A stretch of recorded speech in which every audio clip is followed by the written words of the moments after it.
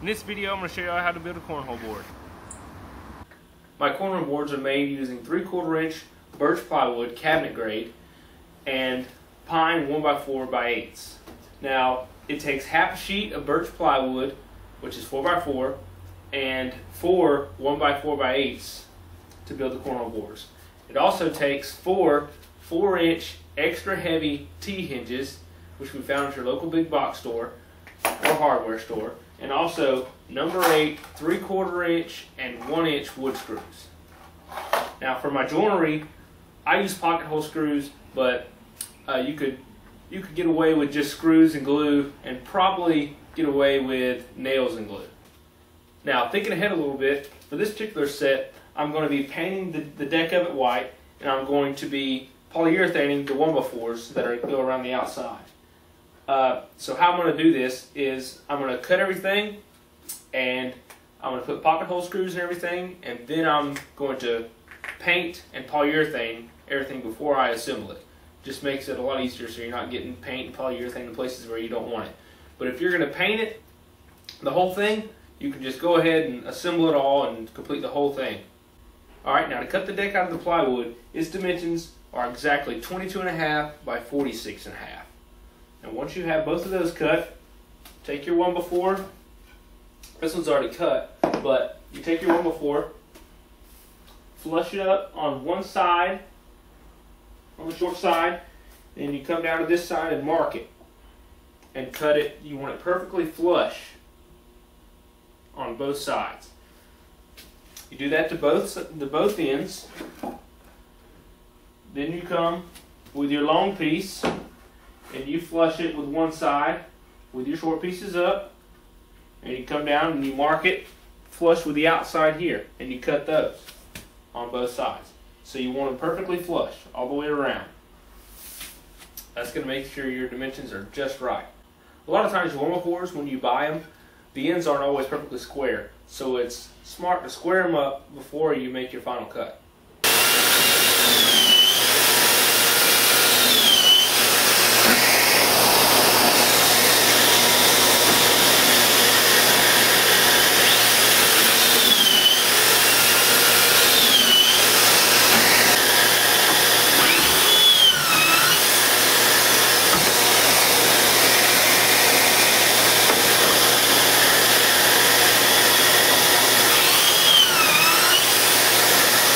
Just finished my pocket hole screws. I put 2 on each end of my short pieces, and I put on the underside of my deck, I put 6 on the long side and 4 on the short sides, on all 4 sides. Alright, now it's time for me to paint the deck and polyurethane all my 1x before I assemble them. Alright, now I'm going to start the assembly. As you can see right here in this corner, I have a 90-degree angle clamped to my workbench.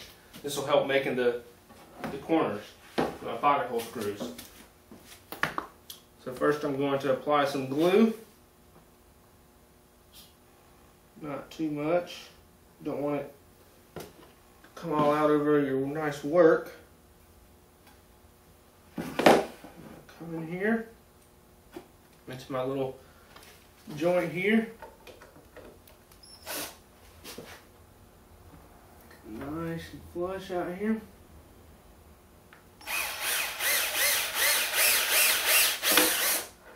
Connect them up. Nice and easy.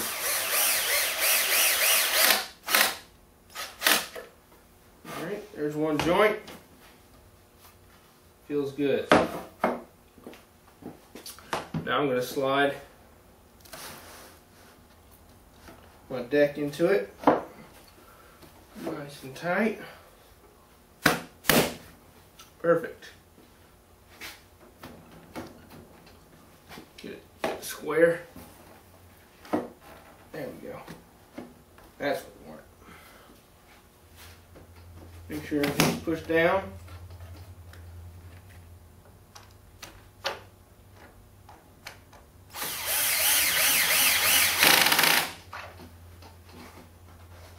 Pulls it right up.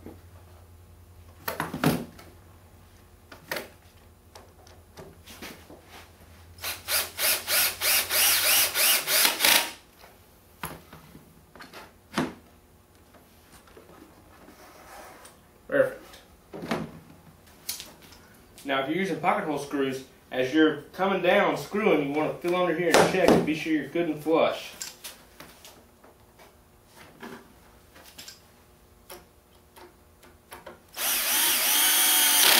Because you don't want your 1x4 to be higher or lower than the plywood. You want it to be nice, smooth, plain surface.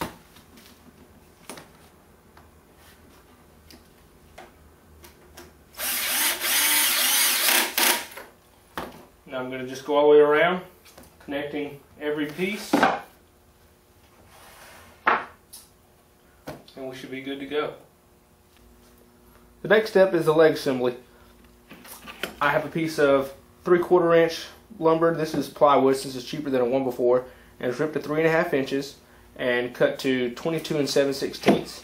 I just drop it in the top of my board, center it in here, and I'm going to screw it down with my pocket hole screws. I want to be careful not to put a screw where my hinge goes, so you can take your hinge, set it up in here. That'll let you know where you can put your screws.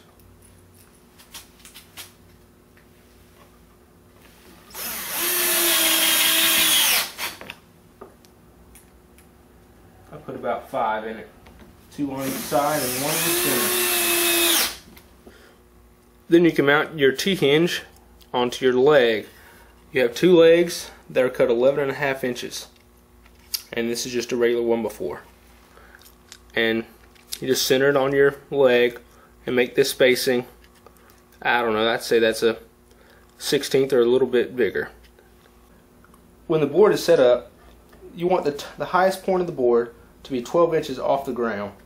Now, with my 11.5 inch leg and this 4-inch heavy T-hinge, I could put the hinge 3/8 of an inch off of this 1x4, and it makes the board perfect every time. But if you're using a different hinge or a little different setup, you may have to play with it a little bit to get it right at 12 inches. But just remember, 12 inches off the ground is where you want the highest point of your cornhole board. I made my 3/8 inch mark, and I pulled the leg about 1/8 of an inch off the side of the board here, and I'm just screwing it with my 1-inch screws.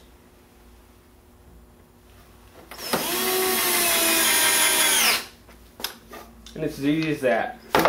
These legs just hinge nice and easy, and they rest back on here, and this is plenty strong because you have your screws going into this side piece, so that's what's holding it. Now the last step for the cornhole board is to cut the hole in the deck. Now you're going to be cutting a 6-inch diameter hole that is 9 inches down from the top and centered across your board. So that's going to be 12 inches from each side and 9 inches down from the top. Now I've already drilled a pilot hole at my center point, and I have a 6-inch hole saw I'm going to make the hole with. Now usually I do this with a jigsaw, but it's my first time with a hole saw, and I'm sure it's going to be a lot more accurate.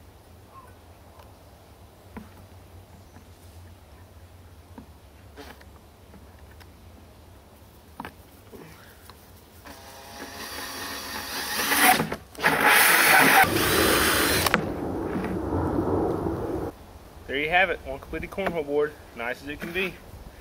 Enjoy playing, and please feel free to subscribe and comment.